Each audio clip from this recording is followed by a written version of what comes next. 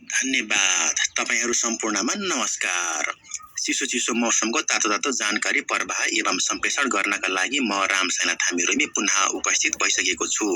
अब लागौं मुख्य छुटपुट सिलोपालो टापनटिपन जानकारीको शीर्षकहरुबाट। मंसिर र पुष बहुत ठण्डा र चिसो शीतलहर कटाइसक्यौं भन्दैमा तपाईहरुको साउको कान खाने गरी क्वर नगीत गाउनु होला, किनकि बेलुकी 6 बजेदेखि बिहान 6:30 बजेसम्मको समय चिसो र ठण्डा नै रहेको तपाई कुखुरा समुदायको एक मुखिया सुङ्गाभिरले जानकारी दिनुभयो। र तपाई कुखुरा दिदीबहिनीहरूले अण्डा पारेपछि मची रुने र कराउने परम्परागत संस्कारलाई झल्काइराख्नु भएको कुखुरा समुदायको एक मुखिया सुङ्गाभिरले नै स्पष्ट पार्नु भएको हो।